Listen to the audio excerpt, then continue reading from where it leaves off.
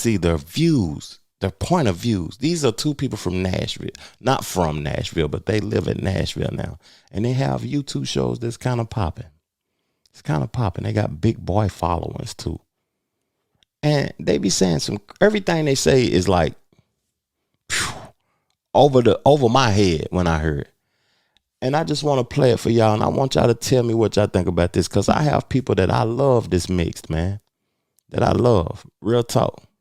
Why is that a recurring theme? Why is that when people are mixed, they only want to identify as black?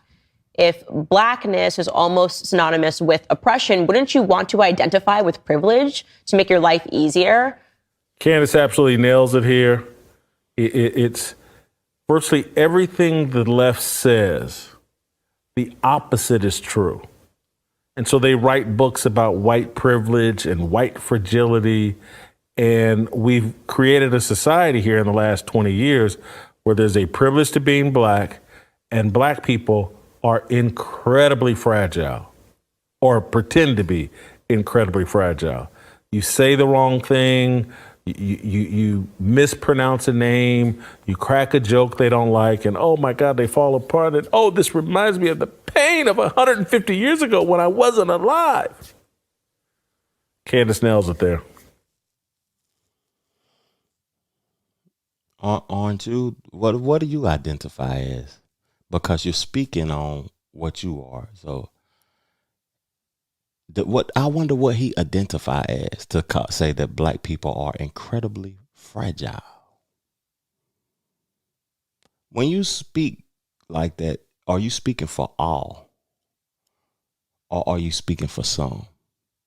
Because like they always be saying some crazy stuff. He just was dissing Dion on his show recently, talking about Dion wearing chains and he's egotistical and a lot of stuff. Like he's not. It's more like confidence to me.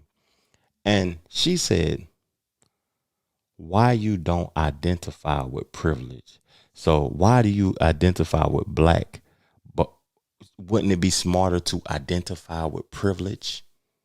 So basically she's saying identify with white.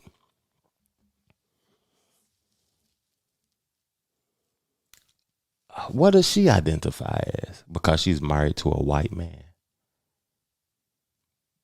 What do you identify as? You are what you are. You can't help that. You are what you are. But what does she identify as? That's what I want to know.